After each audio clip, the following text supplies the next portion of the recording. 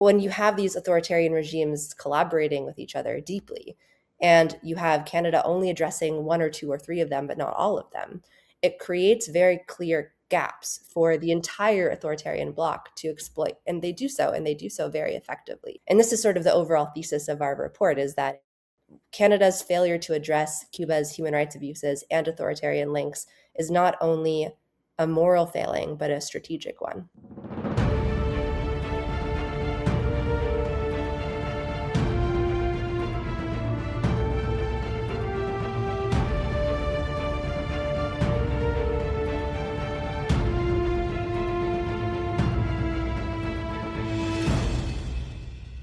Hello, welcome to Inside Policy Talks, the podcast of the Macdonald-Laurier Institute. I'm Christopher Coates, the Director of Foreign Policy, National Defense, and National Security here at MLI. Cuba is back in the headlines, with an ongoing American blockade seeking to cut off oil supplies to Cuba's communist regime. There's calls for Canada to send aid. These events come at a moment of rapidly shifting geopolitics worldwide. Democratic governments are reassessing relationships with authoritarian regimes, tightening sanctions, and confronting coordinated interference. Yet Canada's approach to Cuba remains strikingly unchanged. For decades, Ottawa has treated Cuba as something of an exception in sanctions policy, an exception in diplomatic posture, an exception in how we apply our stated commitments to human rights and democratic accountability.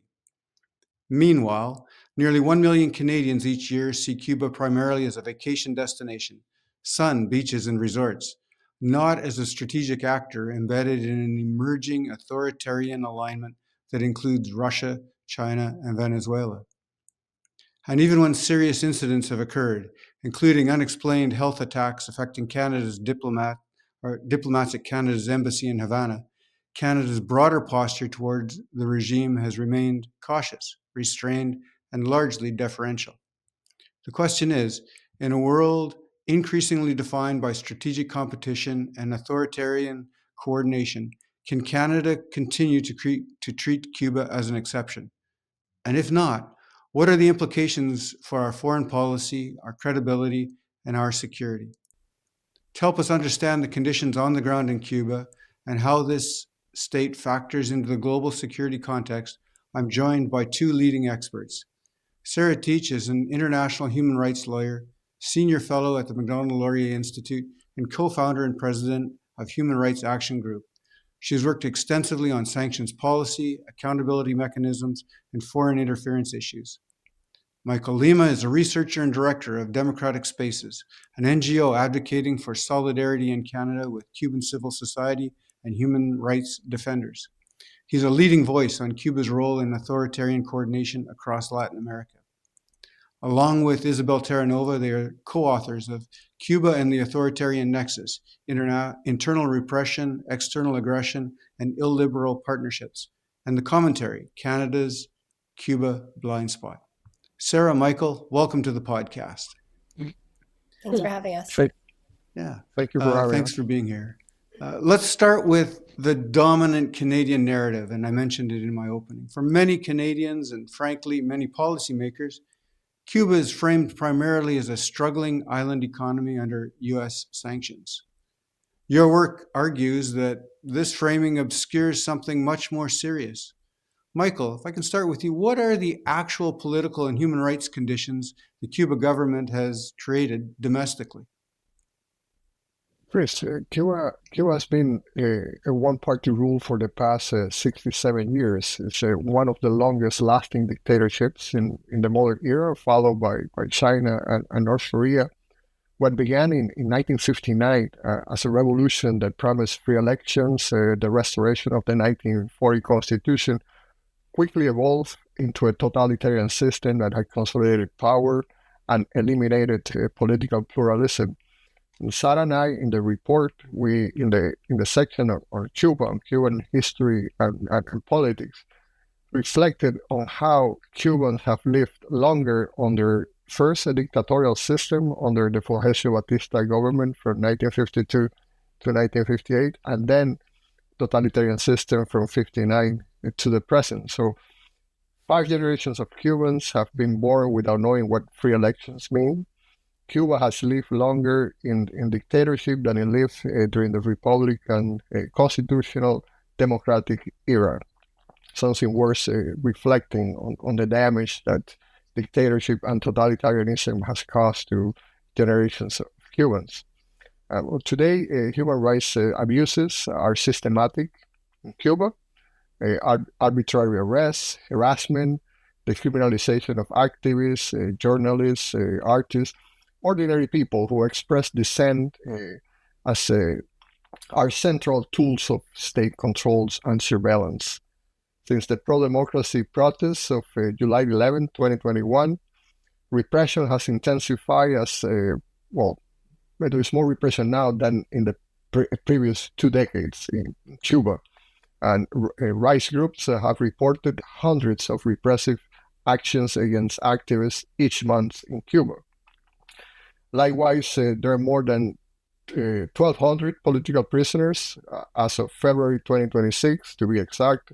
1,207 political prisoners. They're caught in prison for basically exercising fundamental human rights such as freedom of expression, association, free press.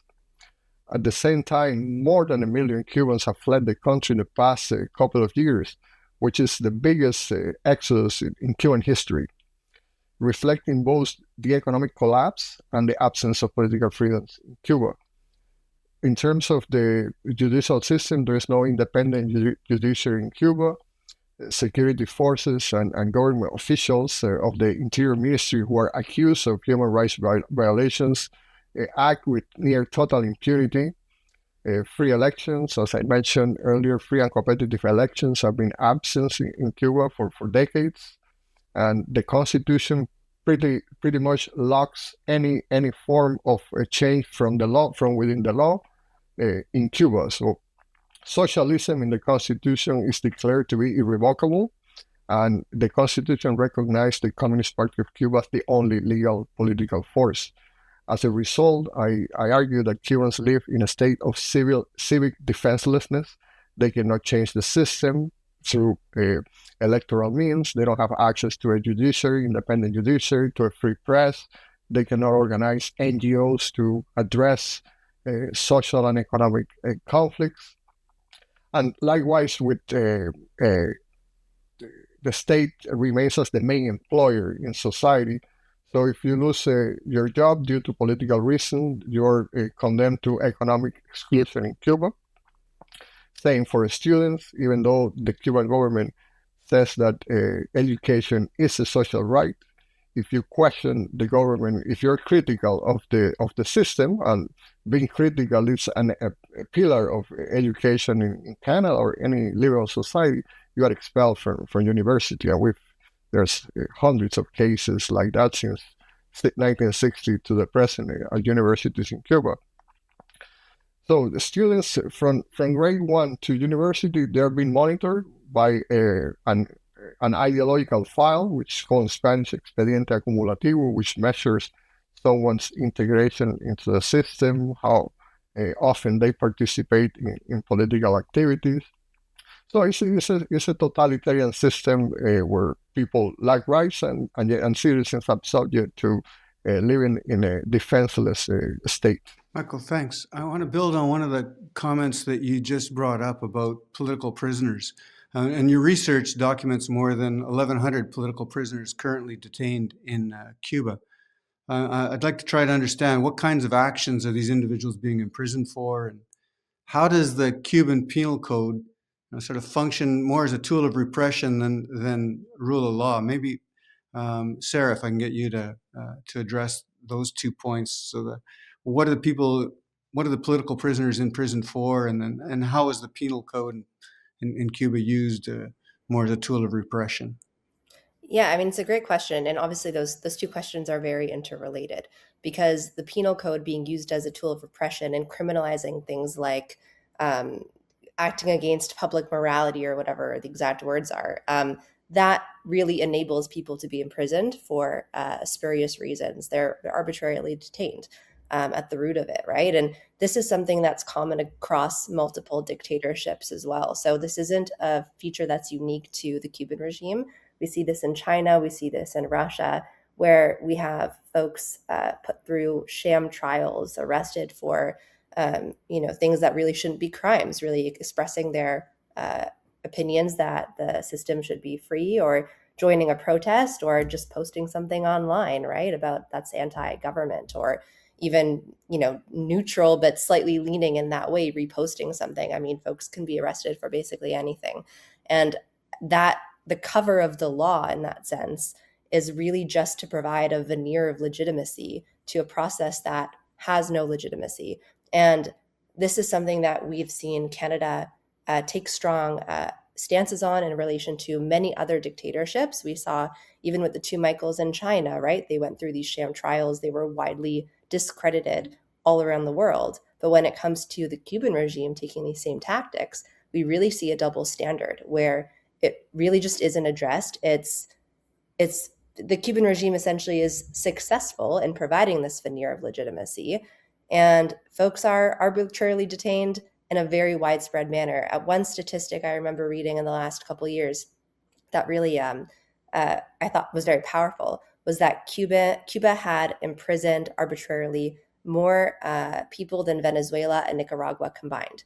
Now, I'm not sure if that figure is still true, or if Venezuela has surpassed it, or Nicaragua has surpassed it in the last year or two. But Still true. still true. Thank you, Michael. So, I mean, that's really telling. And then we see Canada taking strong stances against arbitrary detention in Venezuela and arbitrary detention in Nicaragua. But Cuba, which has more than those combined, Canada's it's really not addressing it at all. Thanks, Sarah. Can you talk about what we know about the conditions of people that are in detention or that are in prison? Well, certainly they're not, the jails in Cuba are not, they don't fit the standard that we would expect according to worldwide instruments. We see a lot of torture in Cuban jails, again, like we have in China and Russia and other dictatorships. We see folks going through trials only years and years later, so they're essentially detained without efficient due process. And we see also detainees die in custody, partly due to these poor conditions. At least 6 detainees have died in custody in Cuba due to the conditions. I'm going to move on to sort of the economy. And you write about a Grupo de Administración Empresarial, SA or GESA, and the military's dominance over key sectors of Cuba's economy. Many Canadians travel to Cuba resorts every year, like I mentioned earlier. Michael, can you talk about where does the money actually flow? Perhaps that relationship with GESA, and what does that mean for how we think about our engagement with Cuba? I'd like to start first by just providing a brief overview of who really holds power in Cuba, because it's related to GAESA. The power in Cuba does not rest as in other communist countries from the former Eastern European states in the 50s, 60s, and 70s in the Communist Party. It rests in Cuba, power rests in the military elite, specifically around the Raúl Castro family and small inner circle of generals and people in the high positions in the armed forces and the interior ministry. And they're the ones who control GAESA, this military vast business conglomerate that you're describing, Chris. So GAESA dominates the most profitable sectors in Cuba. These include tourism, dollar retail stores, remittances, finance, fuel distribution, major import and export operations. Leaked records in an investigative report from the Miami Herald suggested that GAESA had accumulated up to $18 billion in liquid or nearly liquid assets abroad. Much of it is held outside the country, outside the central state budget.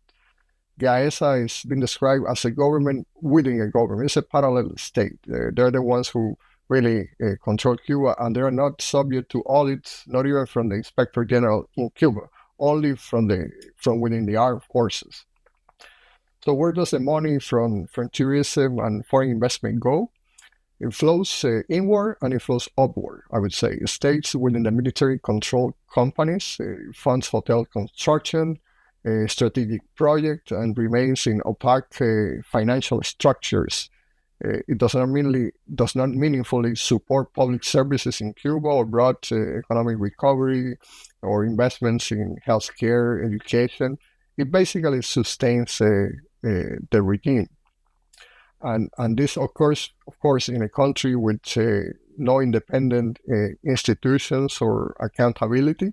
So the money reinforces a vast security apparatus, especially the Interior Ministry, which has over 1 million people. And the just to give you a perspective, a prison officer in Cuba for the Interior Ministry, just a prison officer, makes more money than a doctor. So that tells you where priorities are in Cuba. So they are the ones who surveil dissidents. For each dissident, there's a group of state security agents only surveilling the dissidents, surveilling either in presence near his home or surveilling the prison, the dissident on an everyday basis. So it's a large repressive apparatus for anyone who they send in Cuba. And you can see that in specific dates throughout the year, like May 1st, December 10, when the International Human Rights Day occurs, and when the regime thinks that protests could occur, they surround the homes of dissidents, or they assign police to the home of each dissident, each independent journalist, each Cuban believed to be critical. They assign people to force them to stay in prison arrest that particular day. So that tells you of the power they have across Cuba and the resources they handle. So you ask also what this would mean for engagement for Canada, especially. I think engagement cannot be naive in this sense with Cuba, in a system where the military controls the economy. Foreign capital always rests the possibility of strengthening the structures that sustain repression in Cuba. So I think that for Canada, engagement should be conditional, transparent, and it should be tied to specific human rights benchmarks, which has not occurred in the past 35 years since the Canadian foreign policy of constructive engagement started back in the 90s, in the Jean Trichet era. Otherwise, we just end up reinforcing a system that prevents democratic changes. And in the view of Canada, even though Canada says that does not support regime change, it does in Iran, but well, in Cuba, the position of Canada, according to the Global Affairs website, that it wishes that Cuba has a rule of law system where human rights are respected. So ideally, that's the system that Canada wishes for Cuba, at least officially. If I can jump in there actually with something to add, I think what's critical also to remember is that none of this requires new laws or policies. We have guidelines in place to guide responsible business conduct that already apply to Canadian companies, right? We have the OECD guidelines for multinational businesses. We have a national contact point in Canada to enforce those policies, to mediate with companies. And there's a concept in those guidelines that relates to leverage. And what that means essentially is that companies that do business in contexts exactly like this should be using their leverage with those entities to mitigate any adverse human rights impacts, in addition to ensuring that their own actions, the Canadian actions, don't have negative impacts on human rights abroad. So this is not asking for something when we're talking about, having us go into things with eyes wide open and do what we can. This isn't out of nowhere, and this isn't asking for a wholesale change in Canadian law and policy. This is something that Canadian businesses, Canadians should ideally already be doing. Thanks. I want to build on a couple of the points about repression that Michael just brought up. And your report makes a strong case, not just on the repression at home, like Michael just talked about in Cuba, but also Cuba's exporting of repression. And so maybe, Sarah, can you talk about how deeply embedded Cuban intelligence and security officials are in Venezuela? Actually, I think this is a question better Better suited for to Michael? Michael. Yeah, go ahead, Michael. Okay. Well, Cuban intelligence and security officers have been deeply embedded in Venezuela's military and counterintelligence structures for years, going back to agreements in 2008 when between, back then it was Fidel Castro and Hugo Chavez. Cuba trained soldiers. Cuba restructured the Venezuelan armed forces. The Cuban regime reshaped the General Director of Military Counterintelligence, the DGCIM in Venezuela, as it's called, into a body that focused on internal surveillance and suppressing dissent. So Cuban advisors have strengthened loyalty screenings, internal controls. Cuban regime has controls of the ID records of Venezuelans, and you can tell how authoritarian alliances does not only concern Cubans, because the implications affect democracy worldwide. In this case, Venezuelans. If you analyze how many popular protests have occurred in Venezuela from 2000 to 2020, according to the Observatory of Social Conflicts, it's about 100,000 protests. Some of those protests were over 1 million people in 2019. And yet the regime stays in power. In other Latin American dictatorships, the dictatorship would have collapsed amidst that internal pressure, but not in Venezuela. And I think that speaks about the Cuban security expertise, the repressive know-how that Venezuela has imported from Cuba. So it's damaging, it's obstructing. The Cuban regime has obstructed for the past 27 years a path to democracy in Venezuela. The January 2026 operation that led to the capture of Nicolás Maduro and Silvia Flores and the deaths of the Cuban security personnel in Venezuela exposed precisely how involved the Cuban agents were in Venezuela, including in high-level positions. And this also, just as a parenthesis, this also applies to Nicaragua. We've included this in the report.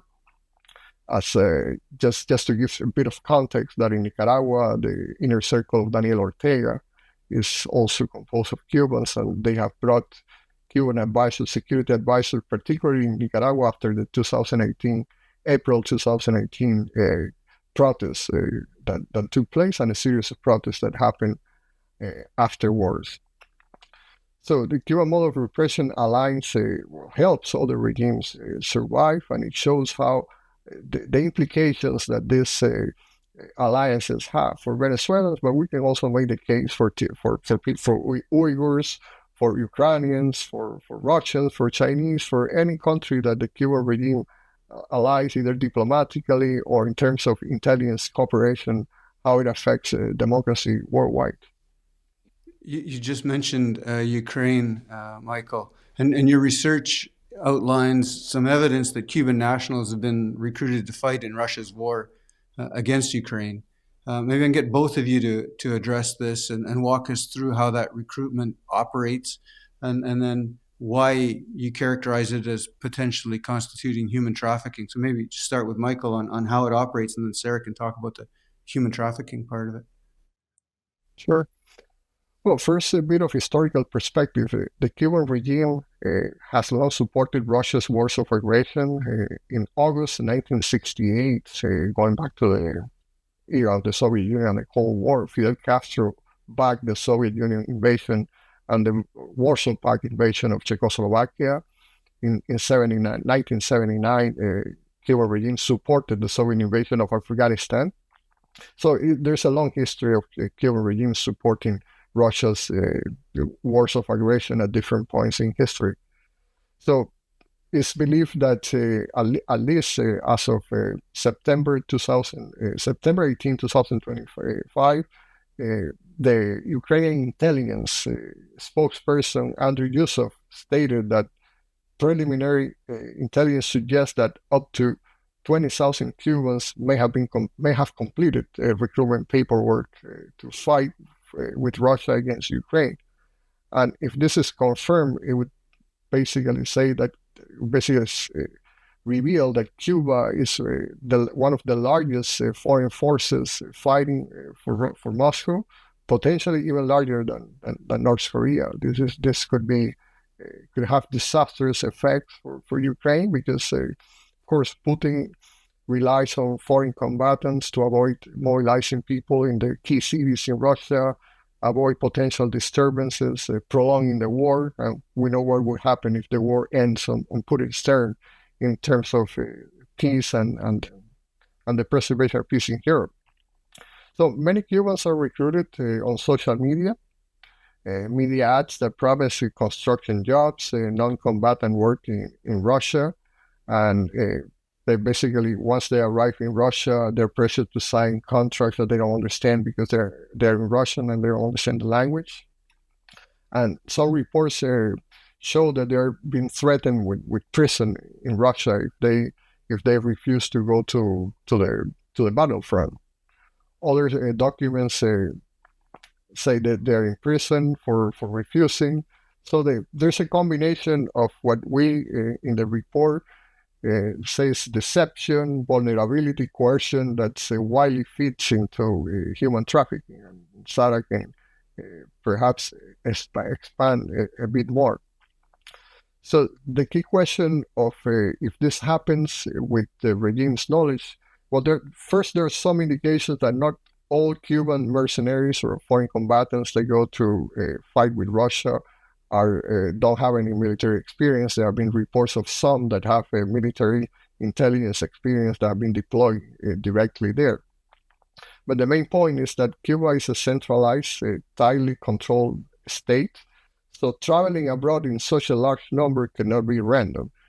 Passports are issued by the Cuban government. The movements of Cubans are monitored. Exit procedures are regulated in Cuba.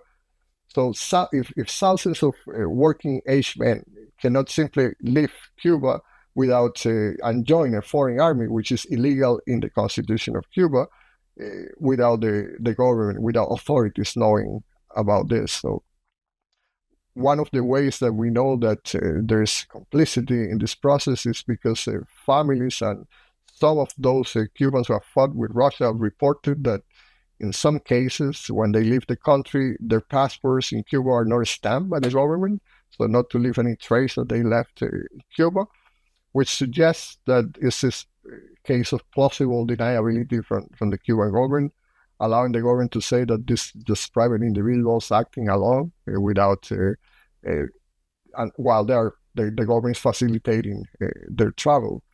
So there are also reports of Cuban networks operating inside Cuba, not just through social media, but physically present in Cuba. And we know this because Ukrainian hackers have hacked into these recruiters in Cuba and have obtained this information, which has been published.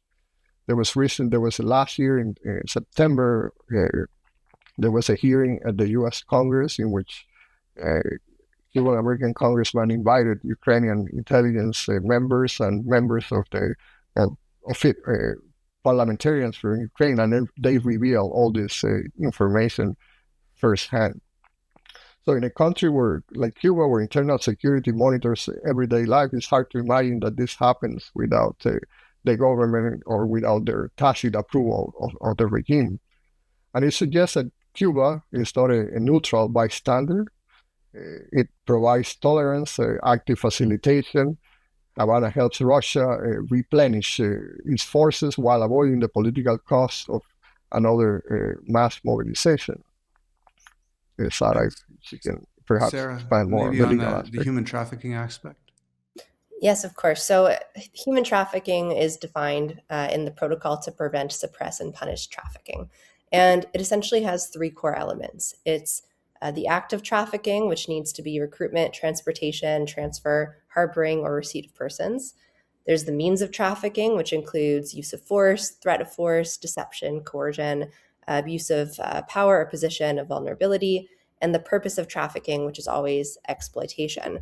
Exploitation is then defined in Article 3 of the Protocol as including at a minimum the exploitation of the prostitution of others or other forms of sexual exploitation, forced labor or services, slavery or practices similar to slavery, servitude, or the removal of organs. And according to the facts that Michael's just laid out, I mean, this clearly fits all of those elements. There's clear transportation, transfer of persons. The means of trafficking includes coercion, abuse of power, and the purpose is exploitation. It involves servitude and forced labor, essentially. So that's sort of an easy case in a way. And what's also very interesting about this is that the Cuban government has acceded to this protocol. So by failing to address this, by tolerating it, by even being involved in it, they are actually breaching their international legal obligations under this protocol and under their obligations to take actions to prevent and suppress human trafficking. Thanks. So we've talked about the conditions on the ground in Cuba. We've talked about Cuba's repression, the government's role, the connection to Russia, Venezuela, Nicaragua. We did not get a chance to discuss the connections to China, but you lay that well out in your reports as well. So I'd like to move on to perhaps what this means for Canada and what we would call the Canadian exception. And so I'll start with Sarah. And Canada has sanctioned Venezuelan officials, Russian officials, Belarusian officials, even Chinese officials, but not a single Cuban official. Why do you think Cuba has been treated differently? I think it really goes back to historical relics of Canada wanting to present itself as an alternative to the US approach to Cuba. Now, why Canada feels the need to do that with respect to Cuba when it's okay taking similar position statements with respect to Russia, China, your guess is as good as mine. But somehow there's this continued insistence on being this alternative to US policy with respect to Cuba. And it's nonsensical intrinsically, but it also has the effect of undermining our policies with relation to these other authoritarian regimes. Sanctions is a great example, but so is the CRTC's banning of Russia state propaganda and failure to ban Cuban state channels, which then rebroadcast Russian content. So it's when you have these authoritarian regimes constantly and for decades collaborating with each other deeply, and you have Canada only addressing one or two or three of them, but not all of them, it creates very clear gaps for the entire authoritarian bloc to exploit. And they do so very effectively. So and this is sort of the overall thesis of our report, is that it's Canada's failure to address Cuba's human rights abuses and authoritarian links is not only a moral failing, but a strategic one.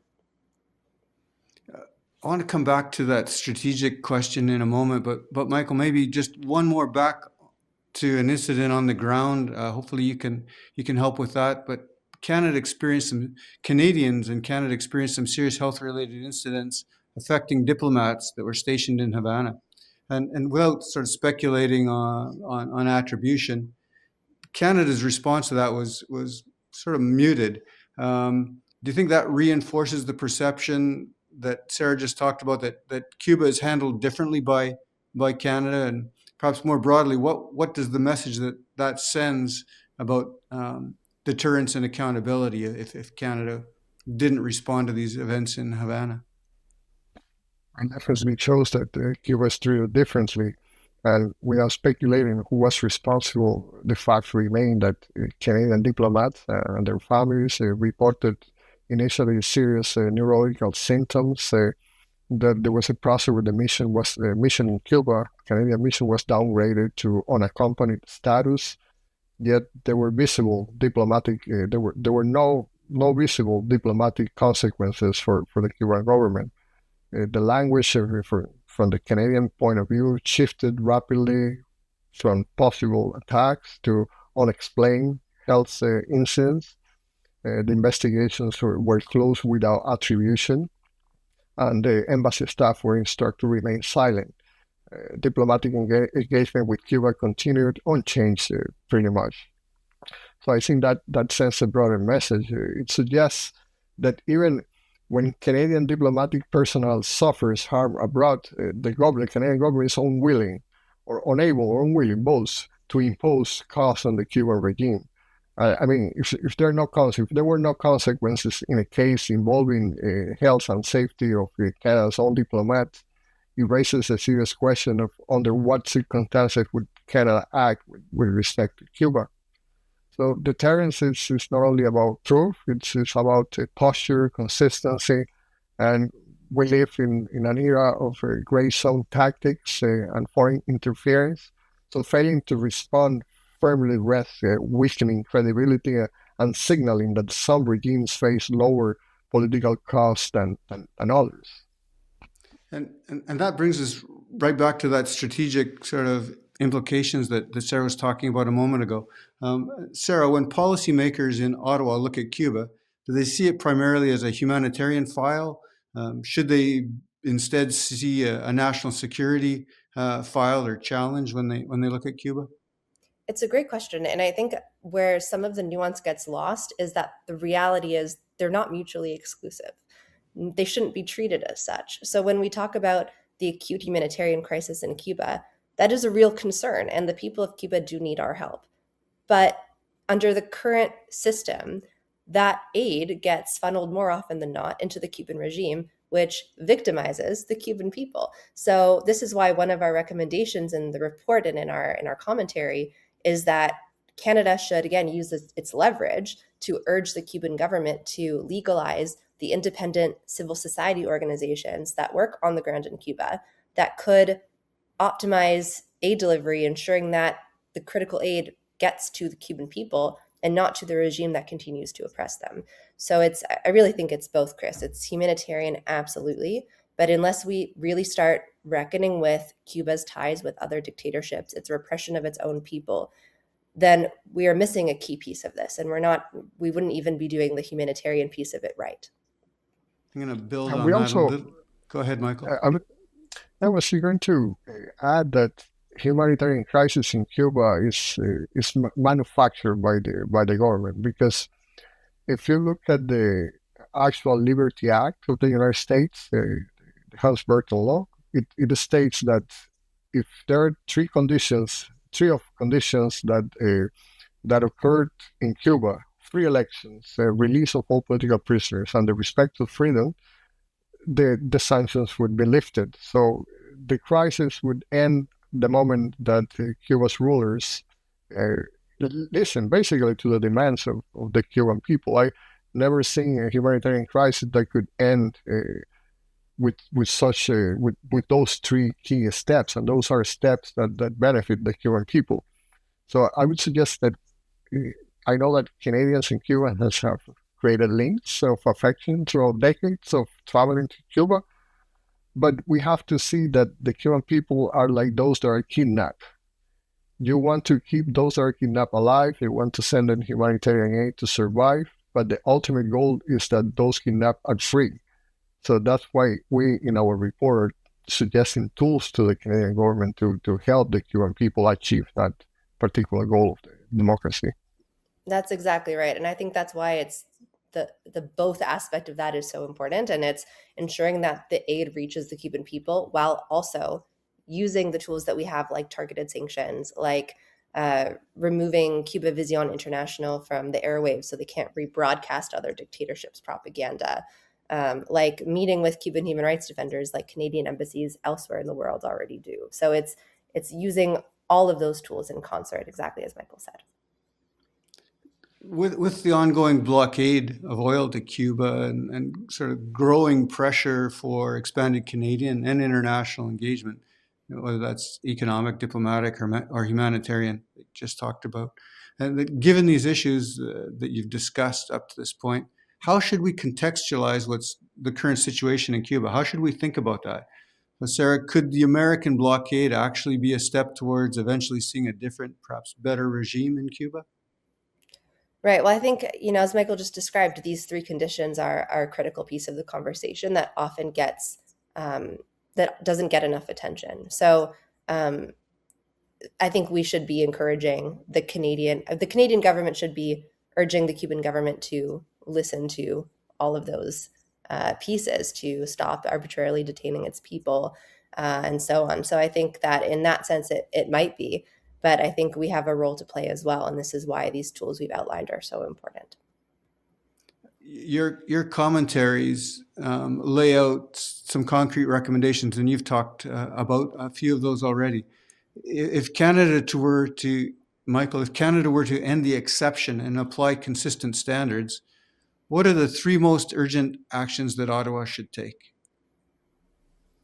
I think, as Sarah already mentioned, one that we included in our report, and that's to ensure that humanitarian aid reaches the people of Cuba. And in moments of humanitarian crisis like this one in Cuba, this is the time for Canada to also encourage the Cuban government to legalize NGOs, which have been illegal for decades in Cuba.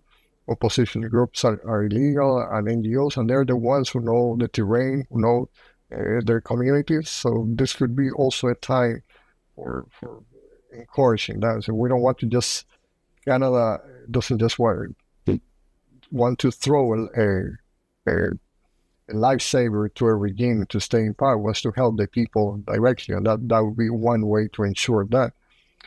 Apply principal accountability. I would suggest Canada should move beyond quiet diplomacy, which has done for decades, and that's when Canada only addresses human rights abuses in private conversations with Cuban officials, but it doesn't do it in public, as it has done with other regimes, let alone it doesn't take any action against repression in Cuba. The use of Magnitsky sanctions, I think, would be essential. Canada, as Sarah mentioned, has done so for many other authoritarian regimes worldwide. And for sanctions to be effective, according to human rights organization, we know that the United States already has targeted sanctions imposed in Cuba. So if Canada were to join, that would create a greater effect for those sanctions to work. And the assets that could be seized from those responsible for gross human rights abuses in Cuba could be later at a future point distributed with victims of repression. And the third point, I would suggest strategic coherence. That's something that I would encourage.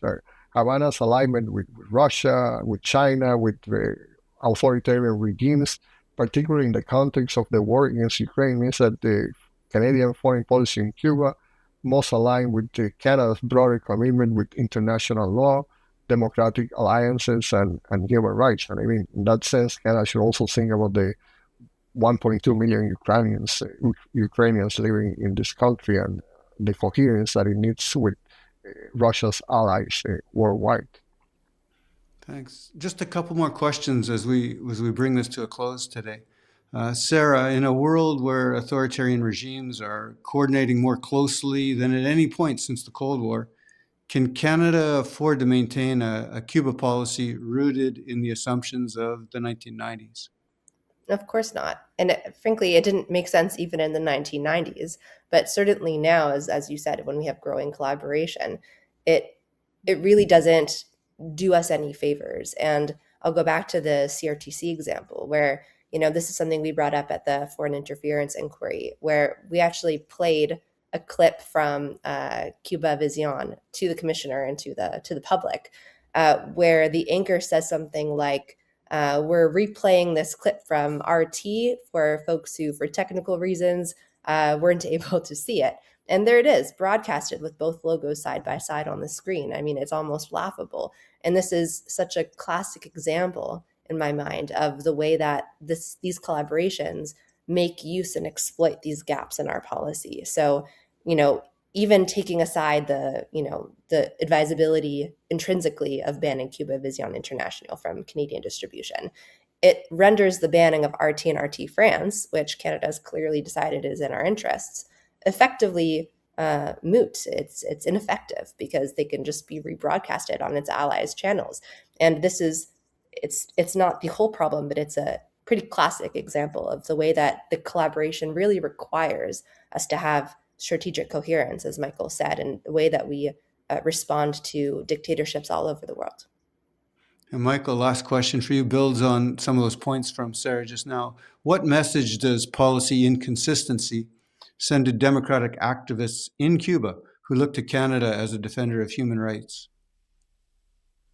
Well, I think it signals selective commitment to them. I think speaking with human rights activists in Cuba in the past, I speak with them on a daily basis. But when we speak about Canada, what they convey to me is that Canada has not been a relevant country. When they speak about those that support democracy in Cuba, they usually refer to countries from the former Eastern European, the Soviet influence, like the Czech Republic or the United States, but Canada has not been in contact with them on a regular basis. In fact, some of them have told me that for the past decades they have not had any contact with the Canadian embassy, and that's one of the suggestions we have in our report, that Canada should be informed about what happens in Cuba, should open a point of contact with Cuban activists, journalists in Cuba, dissidents who can provide evidence, first-hand evidence of what's going on in Cuba, and that should guide informed policy decision. I spoke with one journalist who told me that he, in Cuba, he's an independent journalist, and he said that Canada was one of those countries that is not completely a supporter of the Cuban regime or complicit, that it was in the middle, that it was in the middle of both, that there was a lot of apathetic stances from the point of view of Canada in terms of silence and inaction with respect to what happens in Cuba. And I mean, using the tools that Canada possesses with Cuba, political, judicial, and diplomatic tools, doesn't have to be living diplomatic independence from the U.S. Canada can still use those tools and be independent in foreign policy formulation. Canada can learn from the 1990s when the constructive engagement was first established. Even back then, the idea was that through commerce, people-to-people contact, full engagement with Cuba, that the regime would reform its economy and eventually, at some point in the future, its political system. But that didn't happen. When Jean Chrétien met Fidel Castro and spoke for the release of political prisoners or intervened back then in the 1990s, there was a trial that was going to happen for a group of activists. Fidel Castro basically insulted Jean Chrétien on public television in Cuba. And even years later, after he retired from public office, Lloyd Axworthy, who was the main architect of the constructive engagement, said about his frustration with the policy in Cuba, "We opened them the door, but they refused to go through." So that Canada should learn from that history in order to reassess foreign policy with respect to Cuba. Michael, really powerful message, and I thank you for that. Sarah Teich, Michael Thank you. Lima, thank you both for joining us. If you found this discussion valuable, please take a moment to like and subscribe. It helps us continue bringing serious policy conversations to Canadians. For the Macdonald-Laurier Institute, I'm Christopher Coates. Thank you for joining us on Inside Policy Talks.